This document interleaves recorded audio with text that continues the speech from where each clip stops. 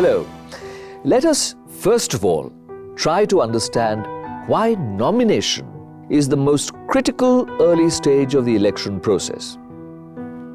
A small mistake by the RO or the returning officer can vitiate the entire process. Meet Sushil Kumar, a returning officer. Let us have a look at the intricacies of the nomination process. In the case of a general election to the House of the People, the President's notification is published in the Gazette of India. For state legislative assembly elections, the Governor's notification is published in the State Gazette. On the same day, the Election Commission also issues a notification in the Official Gazette, fixing the program for various stages of the election. Immediately after this notification, on the same day, the returning officer will issue a public notice of the election in Form 1. The notice will also specify the location where Sushil and his ARO will receive nomination papers and will mention the last date for filing nomination, date, time and place of scrutiny, withdrawal, and date and hours of poll. As a returning officer, it is Sushil's duty to ensure that the notice is in English and in the state official languages. It is published on his office notice board and that of the ARO's office. It is also published in other places to give it wide publicity, such as at the Panchayat Samitis, Gram Panchayats and Taluk offices, etc. The returning officer is the only competent authority to issue this public notice. The specified ARO can perform all other functions of an RO subject to the RO's overall control. The ARO, however, can't hold scrutiny of nomination papers unless the RO authorizes him by name and designation in writing in an unavoidable situation. Filing of nominations starts on the day of notification of election and public notice. The candidate may present his nomination papers on this day or on any of the days fixed for filing of nominations, which is not a public holiday. We also have with us Sudha Devi, a prospective candidate, has come to file her nomination. With her, let us have a look at the requirements for a valid nomination. To start with, the form. It's Form 2A for the Lok Sabha and Form 2B for a Legislative Assembly. The nomination paper is to be presented before the RO or the specified ARO only. It can only be filed at the place mentioned in the public notice. It can be filed only between 11 a.m. and 3 p.m. during the period for filing nominations as per the schedule notified by the ECI. Repeat, only between 11 a.m. and 3 p.m. during the period for filing nominations as per the schedule notified by the ECI. The nomination is to be filed only by the candidate or any of the proposers. It cannot be sent by post or through any other person. Nomination is to be signed by the candidate and the prescribed number of proposers. While one proposer is enough for a recognized national or state party of the same state, 10 proposers are needed for all other candidates, including recognized state parties of other states. These proposers have to be electors of the constituency concerned. In case the proposers are illiterate, their thumb impressions have to be attested by the RO or an officer authorized by the Election Commission of India, the ECI, who is not below the rank of an SDO. For reserved constituencies, candidates have to give a declaration specifying the caste or tribe to which they belong.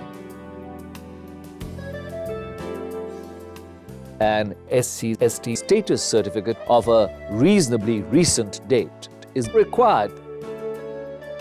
Also, a contestant dismissed from any government office who wants to contest an election within 5 years of dismissal has to submit a certificate from the ECI stating that the dismissal was not for corruption or disloyalty to the state.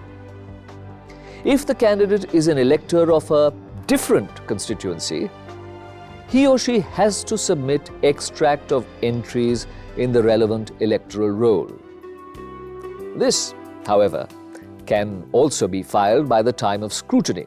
In that case, the RO is to give a notice in the checklist. Also, the candidate is required to file affidavit in Form 26. This can also be filed till 3 p.m. on the last date of filing nominations. Once again, the RO has to give a notice if this is not filed. All columns in the affidavit are required to be filled. Sushil has spotted a blank column in one of the affidavits. So, he is giving a notice to the candidate to file a fresh affidavit with all columns filled by the time fixed for scrutiny of nominations.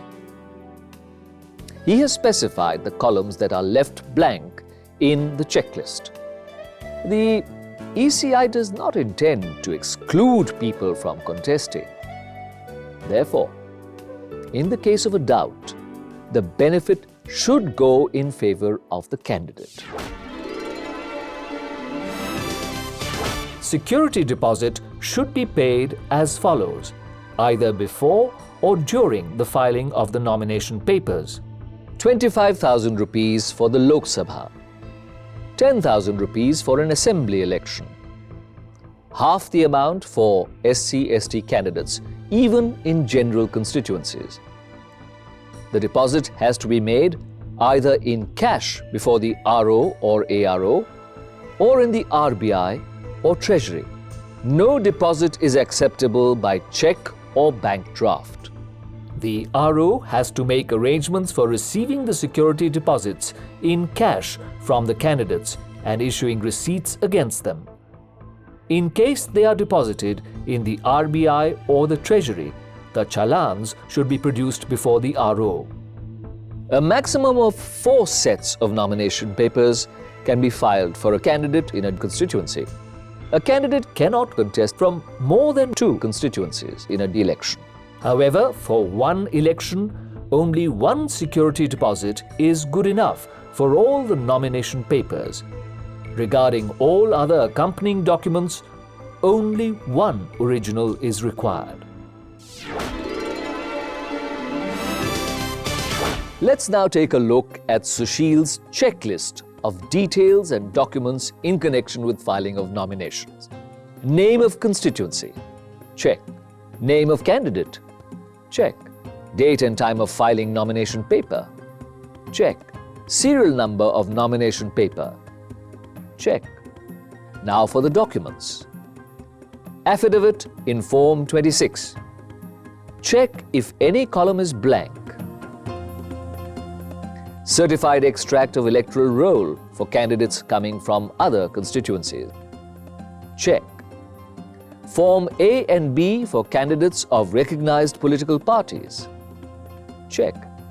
Copy of caste certificate where needed, check. Security deposit whether done, check.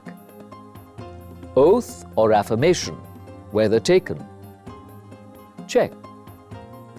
If some of these documents are not filed, Sushil has to issue a notice mentioning by when they should be supplied. This notice is countersigned by the RO and the candidate.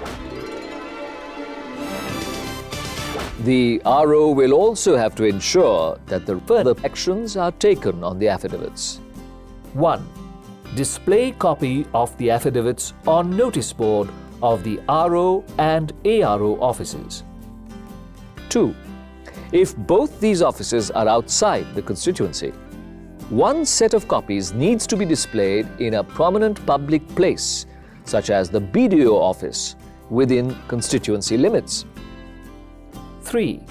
Copies to be uploaded on the website of the Chief Electoral Officer within 24 hours of filing.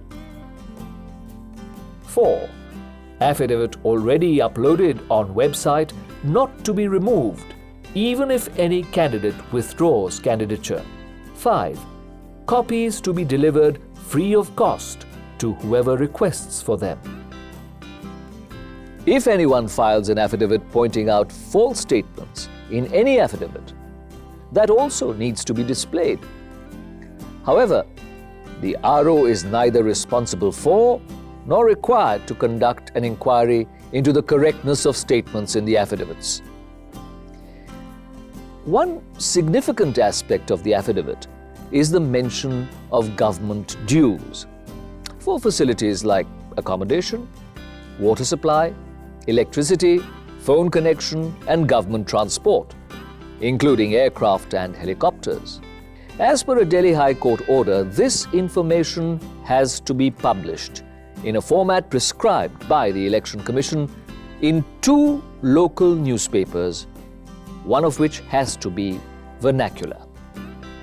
Also, this has to be done within 2 days of the finalization of list of candidates.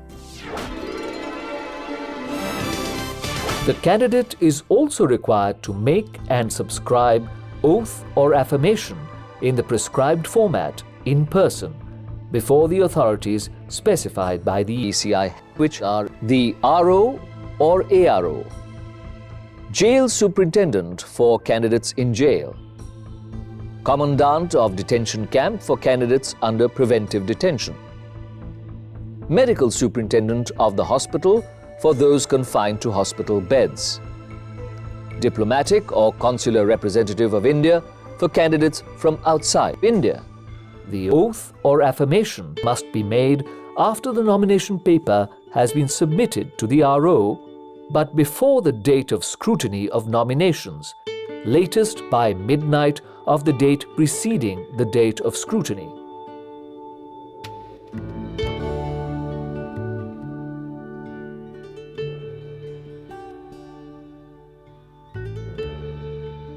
If a candidate is contesting from more than one constituency, oath or affirmation in one constituency is sufficient. However, separate oaths or affirmations would be needed if he or she is contesting elections to both the Lok Sabha as well as the State Legislative Assembly at a simultaneous election. It is the duty of the RO to give the certificate of oath to the candidate even without his asking for it. After that, the onus is on the candidate to produce the certificate of oath before the RO. Also, if the candidate intends to contest the elections from more than one constituency, taking the oath or affirmation in one constituency is good enough. Sushil needs to undertake a preliminary examination of the nomination papers in the part where details of enrollment of candidates and proposers have been mentioned, from the technical viewpoint. He should point out defects, if any, to the candidates for correction.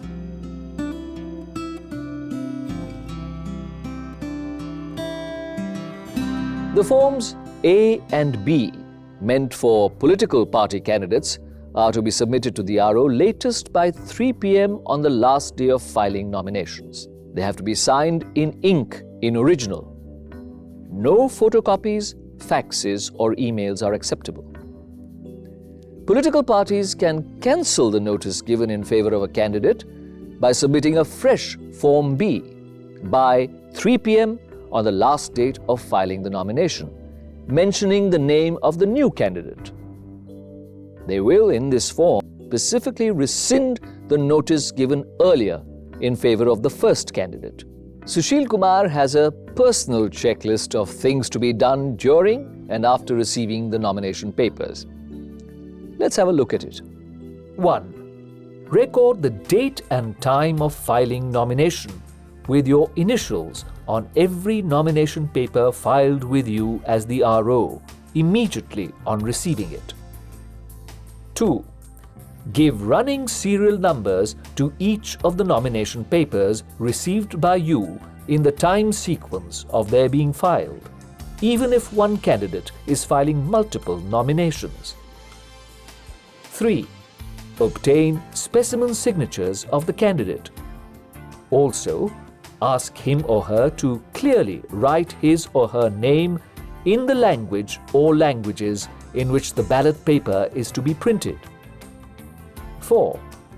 Give a notice mentioning the time, date, and venue for scrutiny of nomination papers and allotment of symbols. A number of documents are to be handed over to the candidate or his proposer. Fill up Part 6 of the nomination form and hand it over to the candidate or proposer as acknowledgement. Also hand over a filled-up copy of the checklist.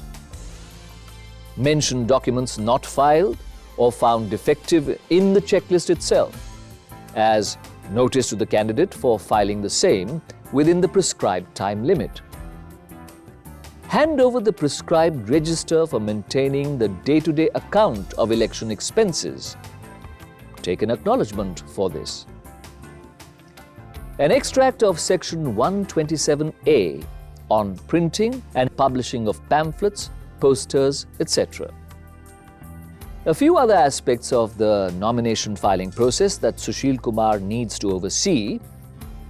1. The entire process of filing the nomination is to be videographed. 2. Special care is to be taken to keep the unedited video of the last hour of nomination, which is to be kept securely. 3. Secure all papers. Do not misplace them.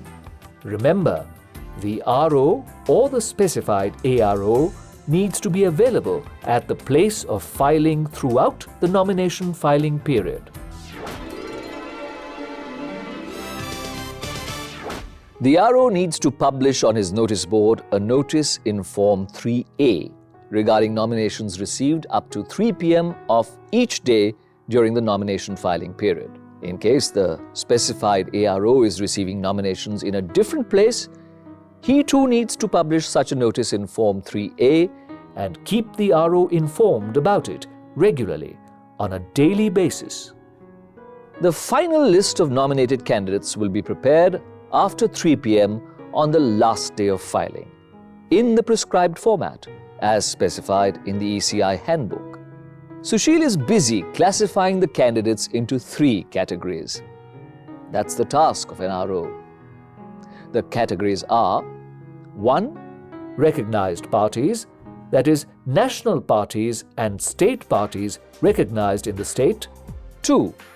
Registered unrecognized parties. And 3. Independents. Recognized parties of other states will be included in the second category. Within each of these categories, names of candidates are arranged alphabetically in the official language of the state.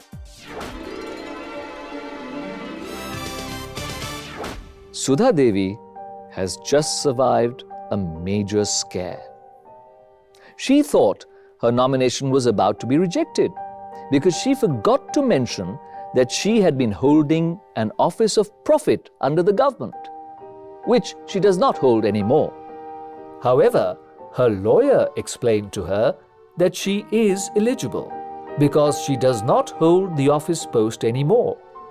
All she needs to do is to keep her release letter ready in case of an objection. This gives us an occasion now to look at the conditions that determine the qualifications and disqualifications of candidates aspiring to become an MP or MLA. To start with, the candidate should be constitutionally qualified as follows. She should be a citizen of India. She has to undertake the oath or affirmation under the Constitution of India before the person specified by the ECI, as explained earlier. She should be of minimum qualifying age, which is 25 years, on the date of scrutiny of nomination papers. She should fulfill any other qualification prescribed by the Parliament. There are also a few statutory qualifications for election to the Lok Sabha or the State Legislative Assembly. For assembly seats reserved for SC/ST, the candidate should be from any of the scheduled castes or scheduled tribes in the state. For seats reserved for SC/ST in the Lok Sabha, the candidate should belong to SC/ST from anywhere in the country. The candidate should be a registered elector in any assembly constituency of the state for election to that state's legislative assembly, and anywhere in the country for election to the Lok Sabha. However, in the case of Lakshadweep parliamentary constituency reserved for ST, the candidate should be a member of any of the scheduled tribes of Lakshadweep and an elector in Lakshadweep parliamentary constituency. In the case of constituencies reserved for STs in autonomous districts of Assam, the candidate should be a member of any of the scheduled tribes in any of these autonomous districts and should be an elector from any constituency in any of these autonomous districts. In the case of Sikkim, the candidate should be an elector in Sikkim parliamentary constituency.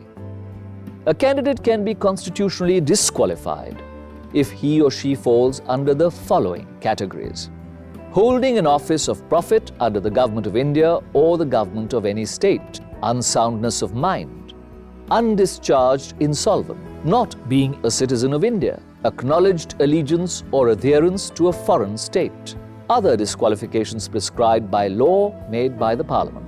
There are a number of statutory disqualifications as well under the Representation of the People Act 1951 on grounds of conviction for certain offences under Section 8, commission of corrupt practices under Section 8A, dismissal from a government job due to corruption or disloyalty to the state under Section 9, contract with appropriate government for supply of goods to or for execution of any work undertaken by that government under Section 9A, holding office of managing agent, manager or secretary of a company or corporation other than a cooperative society in which appropriate government has not less than 25% share, Section 10, failure to lodge account of election expenses, Section 10A.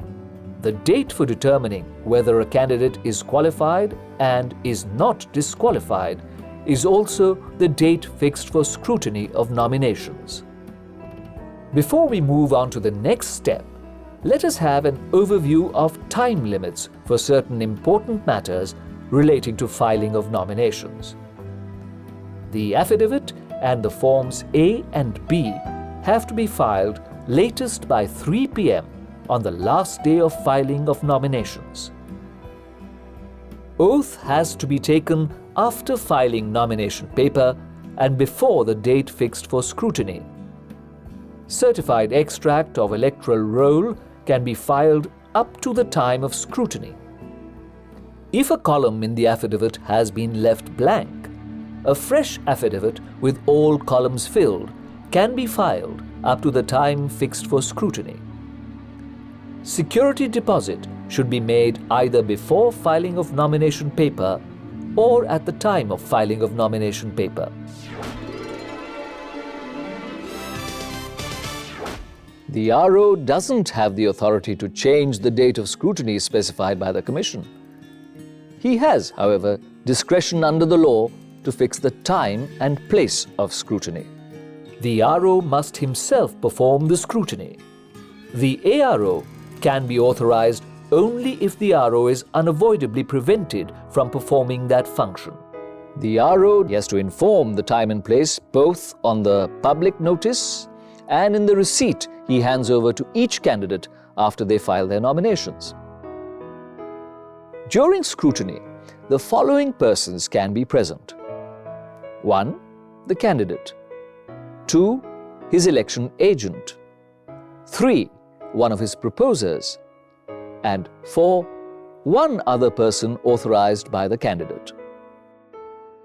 Candidates or representatives present during the scrutiny should not be allowed to handle the documents, but should be given a reasonable opportunity to inspect them. Their presence, however, is not mandatory. Now for the procedure. All nomination papers and documents should be scrutinized one by one and either accepted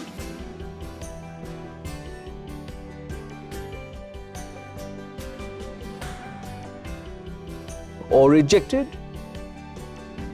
The RO has to record all his decisions regarding accepting or rejecting a nomination paper.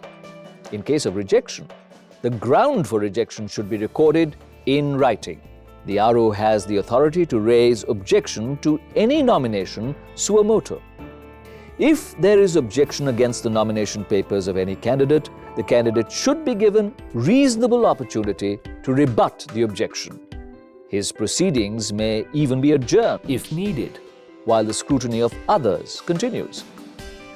Scrutiny can be adjourned at the most up to 11 a.m. on the last date for withdrawal of candidature. If a nomination of any candidate is rejected, a copy of the order of such rejection should be furnished to him or her urgently. The decision of the RO is not subject to any review or revision by any authority, including the courts and the Election Commission. It can only be challenged by an election petition after the election is over. As abundant precaution, the RO should carefully go through all received nomination papers on the day before the day of scrutiny as a preparatory step for the process of scrutiny. The nomination papers of a candidate can be rejected if 1. He or she is not qualified or is disqualified on the date of scrutiny. 2. Nomination paper is not signed by the candidate or not subscribed by the requisite number of proposers. 3. Security deposit is not made. 4. Certified extract of entry in electoral roll is not submitted if the candidate is an elector of another constituency. 5. Affidavit in Form 26 is not submitted. 6. Nomination papers are not filed within the date and time prescribed. 7. Nomination papers are not filed before the RO or authorized ARO. 8. There is non-compliance with any other provision of Section 33 of the RP Act 1951.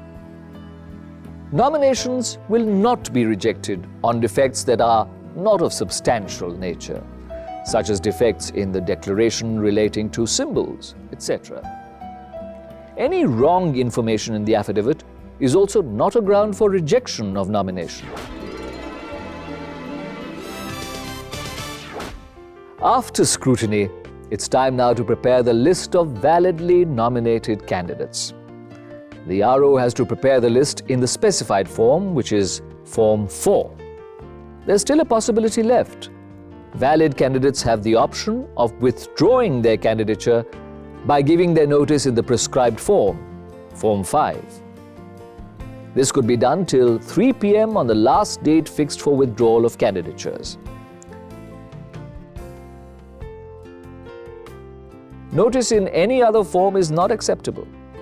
In fact, the candidate has to either submit this notice of withdrawal himself or send his election agent or proposer to submit the notice of withdrawal, only after authorizing him or her in writing. The candidates should be aware that they cannot withdraw from contest after this last date fixed for withdrawals. Also, once they submit this notice of withdrawal, it's irrevocable. Sushil Kumar is now preparing Form 6. This is a list of those candidates who have withdrawn their candidatures. The RO has to publish this list on his notice board.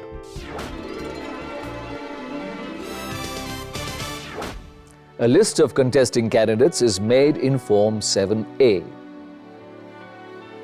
For parliamentary elections, the list is published in the Gazette of India in English and Hindi. It is also republished in the official gazette of the state concerned. For any election to a state legislature, it is published in the official gazette of the state concerned, in the official languages of that state. Copies of this list have to go to each contesting candidate for display on the notice board, the Election Commission of India, the Chief Electoral Officer of the state, and one copy each to be displayed in the polling stations on the poll day. To prepare this list, names of candidates shall be classified into 3 categories. 1. Candidates of recognized national and state political parties. 2. Candidates of registered unrecognized political parties. And 3. Independent candidates.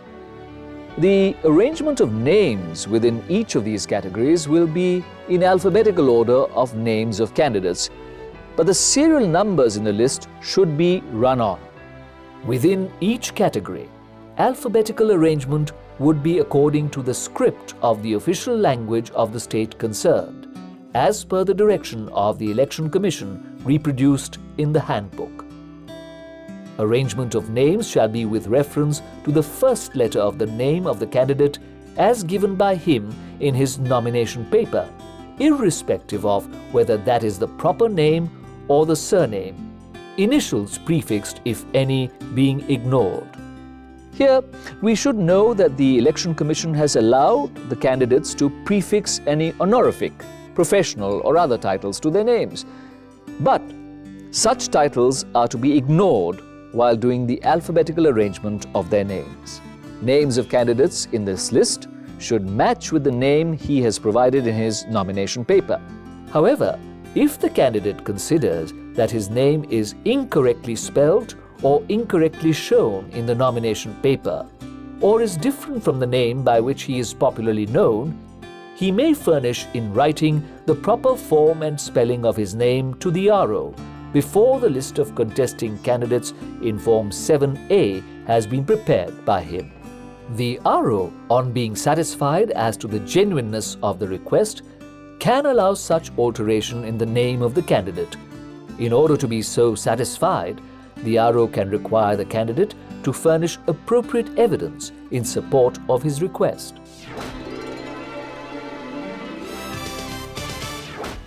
Now, let's look at the process of allotment of symbols to the candidates.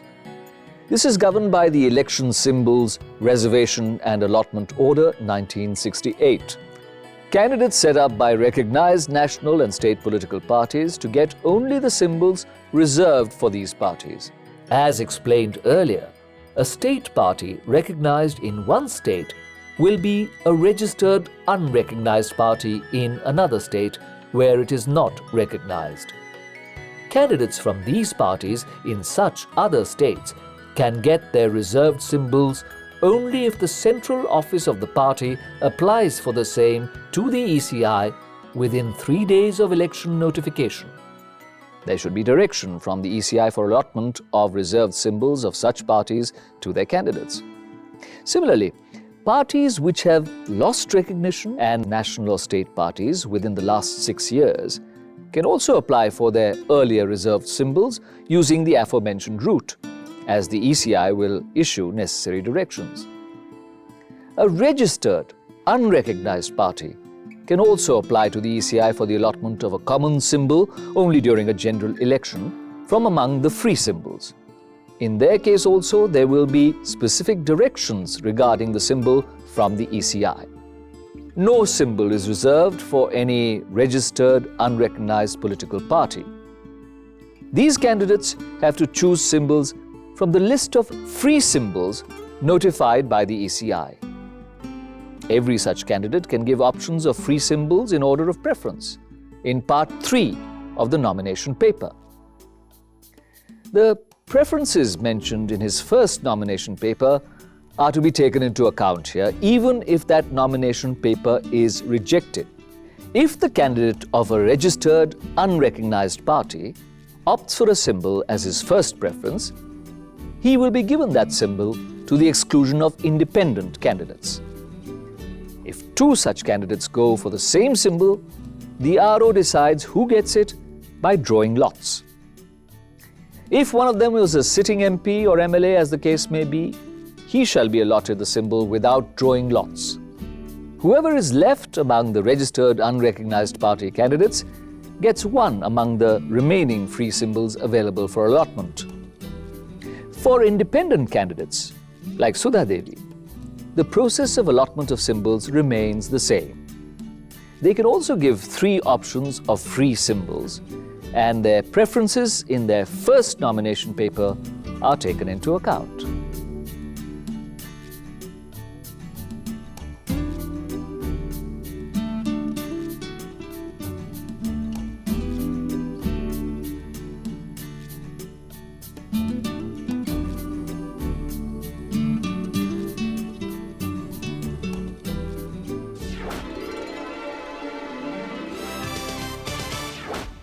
The processes of nomination and the allotment of symbols have come to an end.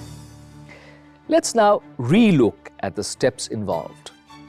Notification of election, issue of public notice, the requirements for valid nomination, about the security deposit, checklist for valid nomination, what actions need to be taken on affidavits, oath or affirmation, the list of nominated candidates in Form 3A, qualifications and disqualifications, important time limits, scrutiny of nominations and grounds for rejection,